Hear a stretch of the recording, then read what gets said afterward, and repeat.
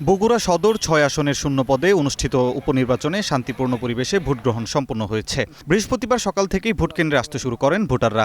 দীর্ঘ সময় লাইনে দাঁড়িয়েও সুষ্ঠু পরিবেশে ভোট দিতে পেরে খুশি তারা। নির্বাচন সংশ্লিষ্ট কর্মকর্তারা জানান, দিনব্যাপী ১৫০টি ভোট কেন্দ্রে ব্যালট পেপারের মাধ্যমে ভোট গ্রহণ হয়। নির্বাচন কমিশন সূত্রে জানা গেছে, পোস্টাল ব্যালট ব্যতীত মোট ভোট কাস্ট হয়েছে ৪২.৪৯%। সুষ্ঠুভাবে ভোটছি, ভালোভাবে ভোট দিয়েছে, সুস্থভাবে ভোট হলো, কোনো রকম গ্যাঞ্জাম কিছু নেই। ভোটের উপস্থিতি আশানুরূপ ভালো এখানে, আর কোনো বিশৃঙ্খলা বা কোনো ধরনের ভোটারের ভিতরে কোনো উত্তেজনা কোনো প্রভাব এখানে পড়ে না। ভোট গ্রহণ চলাকালে কোথাও বড় ধরনের কোনো অপ্রীতিকর ঘটনার খবর পাওয়া যায়নি। আইন শৃঙ্খলা বাহিনীর কঠোর নজরদারিতে সার্বিক পরিবেশ ছিল শান্ত ও স্বাভাবিক।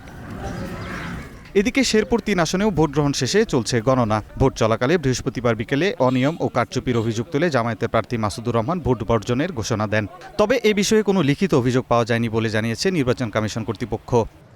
মামদামারী দাখিল মাদ্রাসা কেন্দ্রে বিএনপি নেতা কাজী আবু তাহের ভোটারদেরকে প্রকাশ্যে সিল মারতে বাধ্য করেন। এ বিষয়ে জামাতের পুলিং সাইফুল মালিক বিরত থাকতে বললে এক পর্যায়ে ধাক্কাধাক্কির ঘটনা ঘটে। এই কেন্দ্রে জামাত মনোনীত প্রার্থী আমি মাসুদুর রহমান যখন উপস্থিত হই, প্রত্যেকটি বুথের ব্যালটের অপর পার্শ্বে সিল ও স্বাক্ষর করার বিষয়টি অবহিত করলে তারা সকলেই ভুল স্বীকার করেন।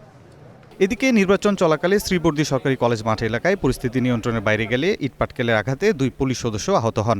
শেরপুর জেলা নির্বাচন কর্মকর্তা জাহাঙ্গীর হোসেন জানান, সুষ্ঠু ও স্বাভাবিকভাবে ভোট গ্রহণ সম্পন্ন হয়েছে।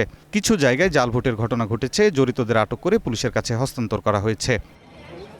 অনন্য সাদিক, গ্রিন নিউজ ডেস্ক।